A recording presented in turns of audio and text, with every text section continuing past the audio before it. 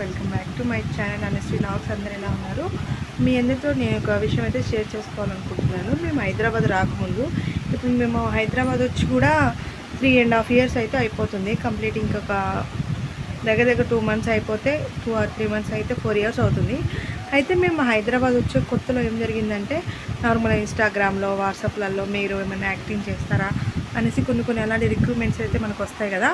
అందులో ఒక దానికైతే మేము అప్లై చేసుకున్నట్టు వాళ్ళతో అయితే కాంటాక్ట్ అయ్యాము, మాట్లాడాము. మా సారు మేము వాళ్ళు మాకు అప్పుడు ఏం చెప్పారంటే, మేడం ఒకసారి మీరు హైదరాబాద్ రండి, మీకు ఒకసారి మేము క్యాస్టింగ్ చేస్తాము, మరి మీ యాక్టింగ్ ఎలా ఉంటుంది ఏంటి మాకు తెలియదు కదా, ఫోన్లో వీడియోస్ కాదు, మీరు నార్మల్గా కూడా మేము మిమ్మల్ని ఒకసారి చూడాలి, మీతో మాట్లాడాలి, మీ యాక్టింగ్ అనేది మేము ఒకసారి చూడాలి, మీకు ఒక స్క్రిప్ట్ ఇస్తాము, మీరు అది ఎలా చేస్తారు, మీకు ఆఫ్ స్క్రీన్ ముందు ఎలా ఉంటారు, ఆన్ స్క్రీన్ ముందు ఎలా ఉంటారు అనేసి అని అన్నారు. కొంచెం ఫోటోషూట్ అయ్యి అనేసి అంతా చెప్పారనమాట.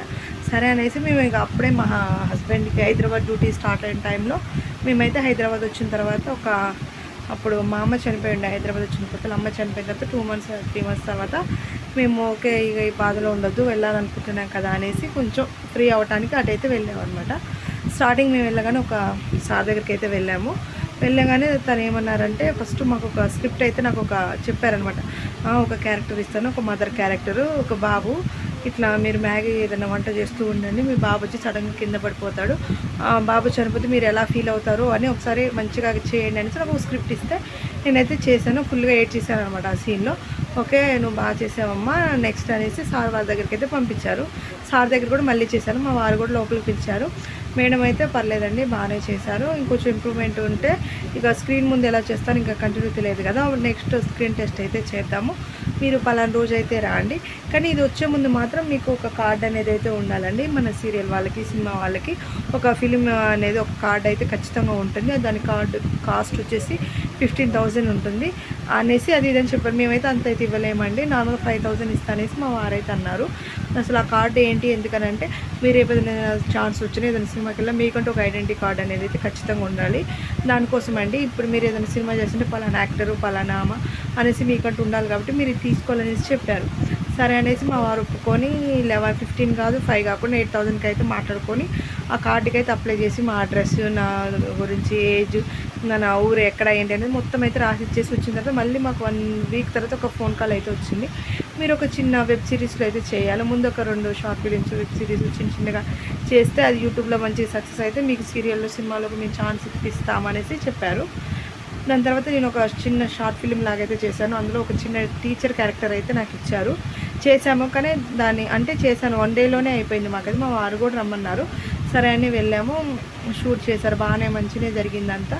జరిగిన తర్వాత మళ్ళీ నేను కాల్ బ్యాక్ అయినకి వచ్చేసిన తర్వాత మళ్ళీ ఒక 1 month తర్వాత మళ్ళీ ఇంకో మూవీ ఆఫర్ ఉందండి, మీరు వెళ్తారా, వేరే ఊరి పేరు అయితే చెప్పారు, నాకు ఐడియా లేకుండే. అంటే నాకు ప్రెగ్నెన్సీ అందిందని అనుకున్నాము.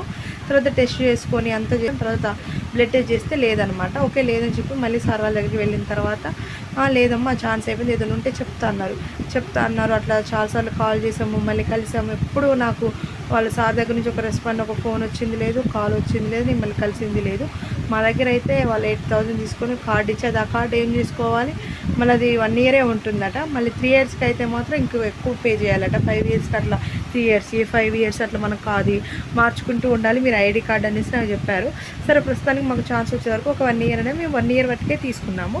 దాని తర్వాత ఇక అట్లనే చేస్తూ ఇంకొక ఆఫర్ అయితే వచ్చింది.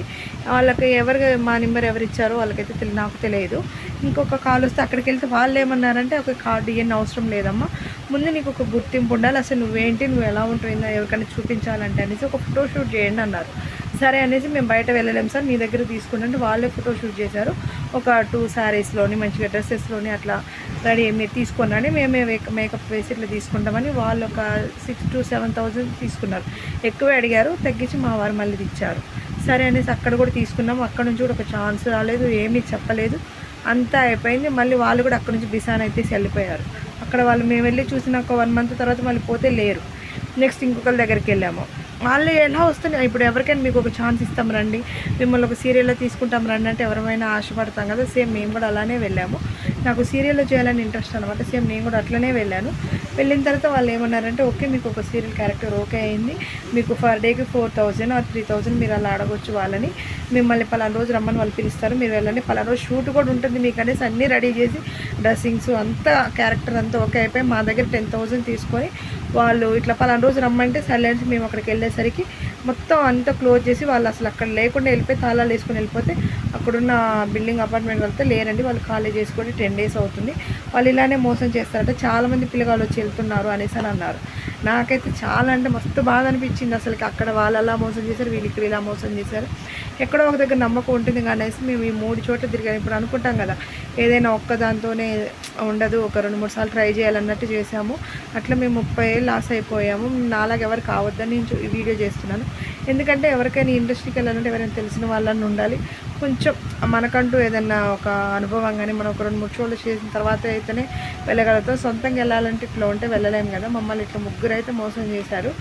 30,000 అడిగారు మమ్మల్ని. ప్రతి విషయం దగ్గర ప్రతి చోటు దగ్గర అయితే మా వారు వచ్చారు, కానీ మేము ఎక్కడ మా వారి గురించి అట్లా కానిస్టేబుల్ అట్లా మేము ఎక్కడా చెప్పుకున్నదే లేదు. నార్మల్గా మేము పని చేస్తాం అట్లా అని చెప్పుకుంటే వచ్చాము. కానీ అట్లా మోసం చేయడం తప్పు కదా అండి. ఒకళ్ళు ఇస్తే ఏదైనా ఛాన్స్ ఇవ్వండి, లేకపోతే లేదని చెప్పండి, రాకపోతే మీకు రాదు అని చెప్పండి, మీరు సెట్ కాదని చెప్పాలి. కానీ అట్లా మోసం చేయద్దు ఎవరైనా.